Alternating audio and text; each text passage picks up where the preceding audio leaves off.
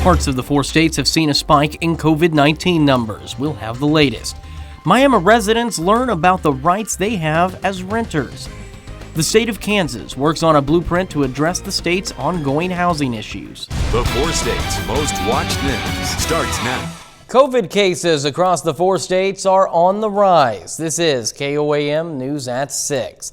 Numbers across the 4 states are on the rise in most counties anyway. KOAM's Zach Dodge has a breakdown of which counties have risen the most and why health officials think that might be happening.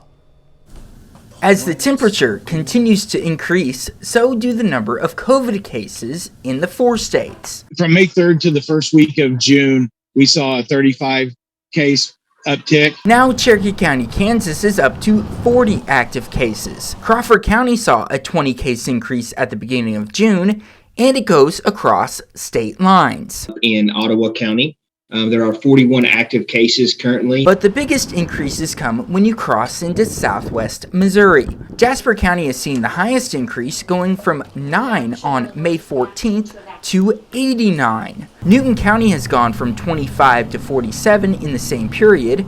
Joplin has gone from 6 cases to 70, and around 50 people are hospitalized in Joplin hospitals. The increase in the case numbers is cause for concern. The big question is why, and there may be a few different things that are all contributing together. You just see a little bit of a break, and that may have created some sense of security for folks. There's the potential for the case rates to go up due to various variants that have been reported. I think the important thing to note is that vaccine still remains effective. If numbers continue to climb, we don't want to take a step back and move back into restrictions and things like that.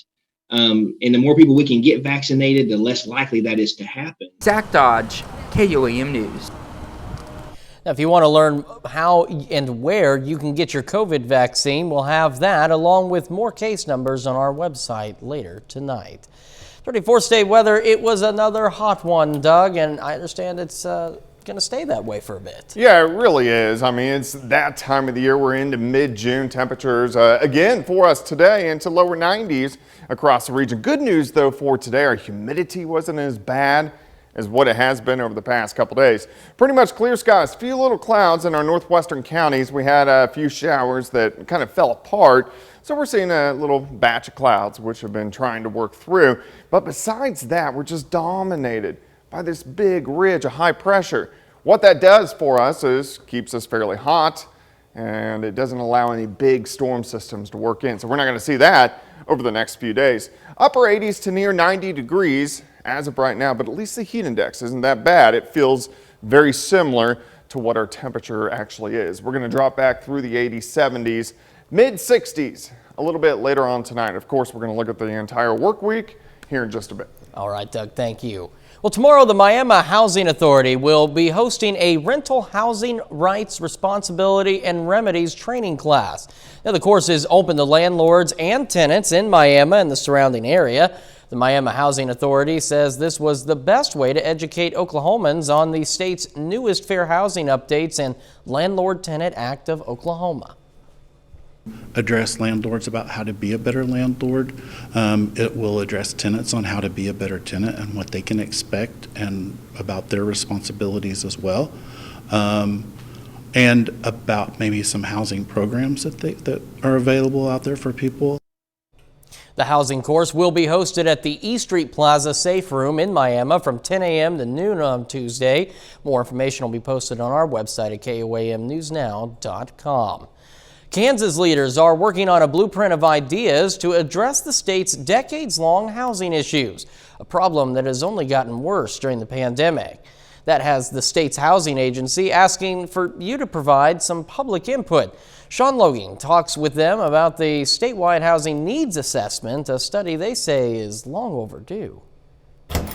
what COVID has done is made a problem a crisis in our state. The problem with housing in Kansas is a topic Ryan Vincent hears a lot about. Up until now, we've had a lot of anecdotal data. But the executive director of the Kansas Housing Resources Corporation says it's been a long time since it's been fully studied. It's absolutely critical for both my office as the state's housing agency, as well as for our state, for our policymakers, for our communities, to have accurate data. Ryan says this is the first time in about 30 years that Kansas has completed a housing needs assessment. So not only will it help them to update the data that they're currently going off of, it will help them to see what else has changed. Identifies what those needs are, that gives qualitative and quantitative data that we can then use at our office to better allocate existing resources. These include the recent pandemic-related rental assistance, homeless services, and funding for multifamily housing developments.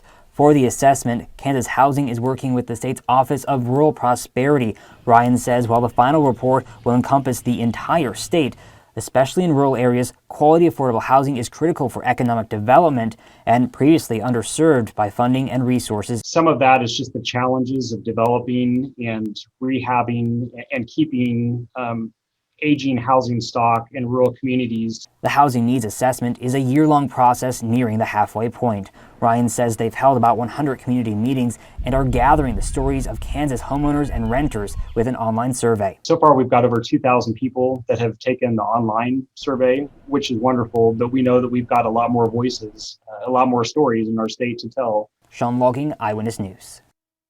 Well, still ahead, horses and ranching lessons on hand at the Eastern Shawnee Ranch. We'll take you there. And a little later, Missouri's governor signing the Second Amendment Preservation Act into law. One person is dead, 4 others seriously injured after a crash in Jasper County. It happened yesterday on Kafer Road north of Oronogo. The Missouri State Highway Patrol says a minivan was going east when it went off the right side of the road, back over the center line, overcorrected, and hit a tree. Victor Alexandrios from Carthage was killed, 4 others seriously injured. The crash report says Alexandrios was wearing a seatbelt. A judge has ruled that the city of Joplin should receive nearly $1.1 million in its lawsuit against CenturyLink, the city's internet provider. The judge also awarded the city of Columbia, Missouri, around $54 million. The two cities sued Spectra Communications Group, which is owned by CenturyLink, in 2014 over unpaid local taxes. Under the ruling, Columbia will also keep $2.3 million in business license taxes that CenturyLink paid under protest. The company argued that the local taxes should not apply to some of its services and the damages the cities were seeking were exorbitant. Some area kids today got a lesson on horses and ranching. The Eastern Shawnee Tribe hosted a summer program at their ranch where kids could learn how to take care of horses. Some of the lessons included setting up a saddle, using proper safety gear, and riding. The kids seemed to really enjoy the program. I think that they're just like kind of easier to deal with. And with tamed horses, it's like if you just tell them to do something, they'll do it. So it's easier to just control it. This is the first year that the tribe has hosted the program. A little later, authorities investigating a fatal boating accident. And it looks like we're going to get even hotter over the next few days. We're going to take a look at that coming up next.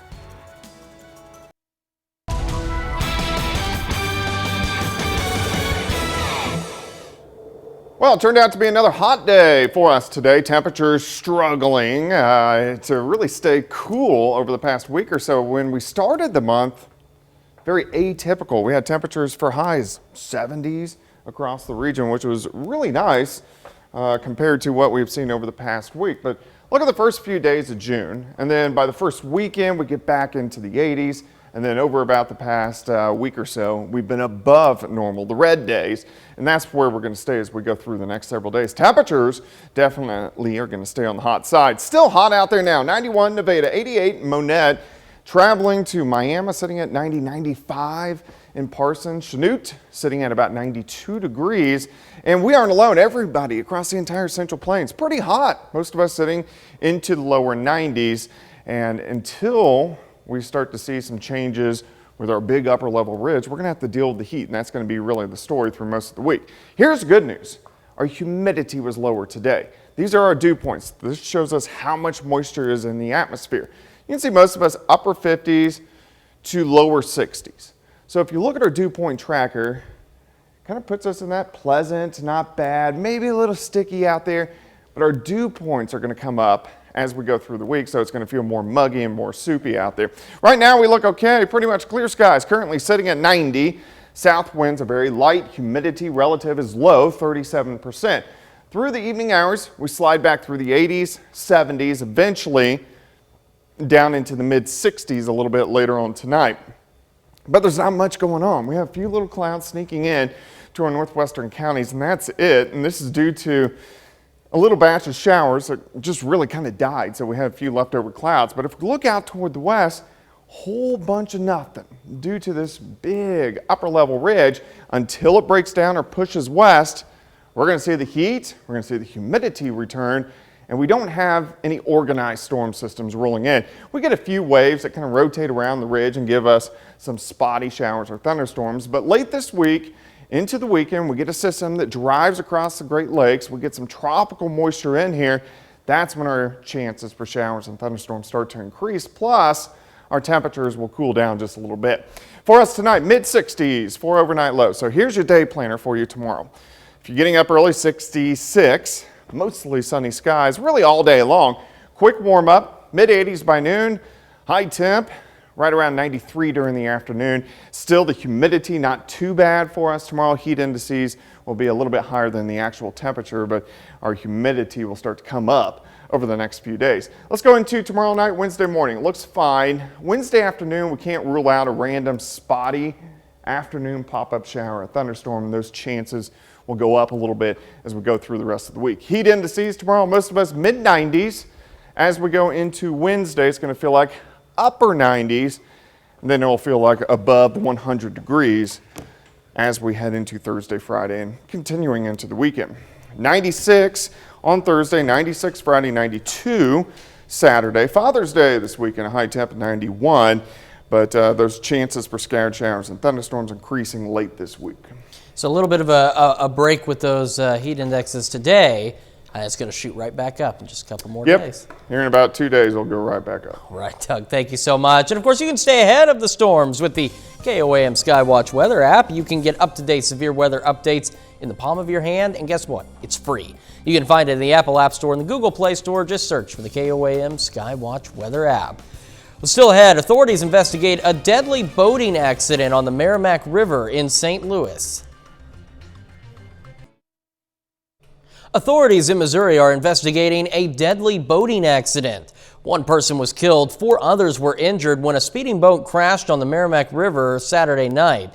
Saline Valley Fire Protection says the boat was speeding when it hit a rock about the size of a car. The boat split in half and everyone was thrown off. Missouri State Highway Patrol removed the boat from the water yesterday.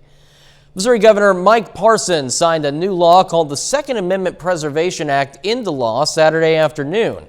Critics say if it flies in the face of the current wave of gun violence by working against federal gun control. Leslie Aguilar explains.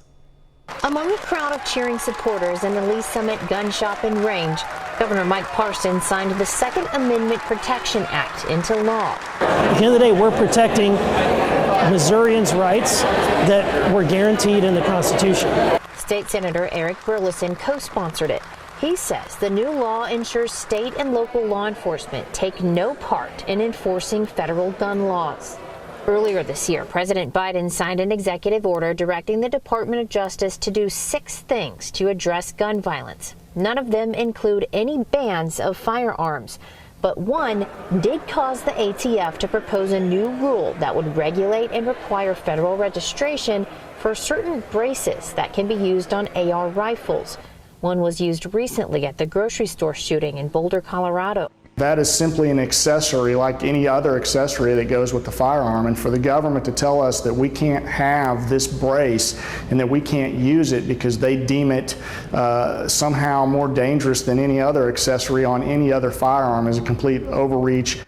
Gun store owner Mike Brown believes the ATF rule proposal may be the first thing that puts the new Missouri law to the test. But some believe the law will be stopped in the courts. Kristen Bowen is a chapter leader with Missouri's Moms Demand Action for Gun Sense in America group. I couldn't look at my kids in the eyes anymore and say that this wouldn't happen here. It just didn't look like the adults were going to take action, and so I needed to get involved.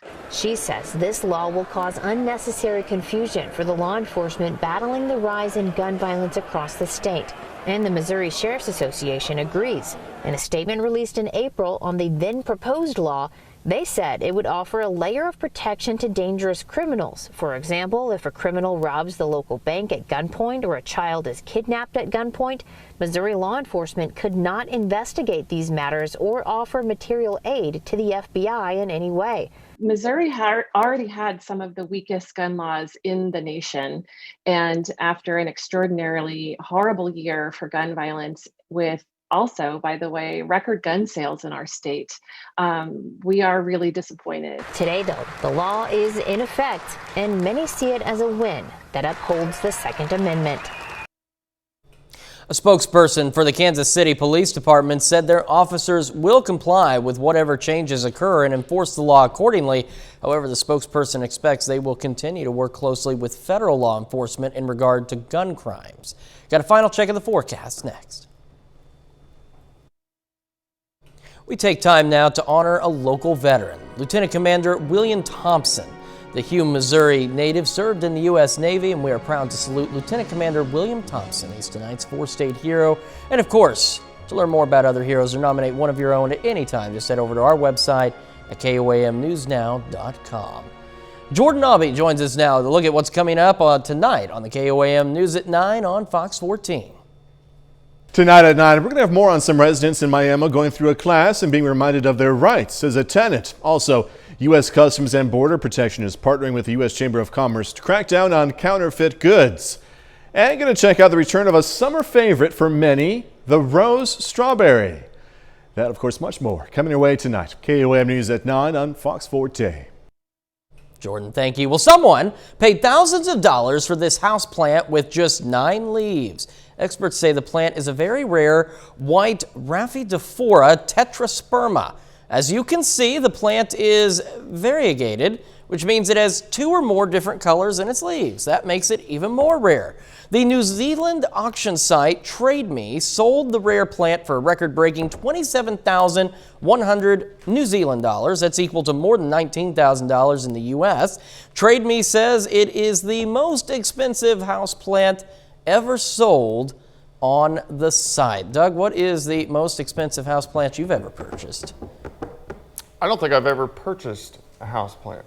Really? I mean, I guess in my adult life, I've never really purchased a house plant myself I'm a big either. plant guy. I'm pretty good at killing them. Yeah. And this weather's pretty good at killing some of them if you're not careful. It is. Thankfully, we've had quite a bit of rain over the past couple of weeks, but it will start to dry out more as we go through summer. Temperatures, though, they're going to actually heat up the next couple days. 93 tomorrow, 94 on a Wednesday, and then 96 is on Thursday and Friday. A hair cooler as we head into the weekend. Also, rain chances start to increase, especially Wednesday and then on into Father's Day weekend. See, that's something I like about this time of year is those little pop-up storms. Yeah. They're kind of nice. A little unexpected shower. They're just so isolated. Doug, thank you so much. And remember, stay up to date, latest news, weather, and sports. Just download the KOAM News app. It's available free of charge in the Apple App Store and the Google Play Store. All you got to do is search for it. That's our time for now. We're going to see you back here at 10, and thanks for making us part of your night.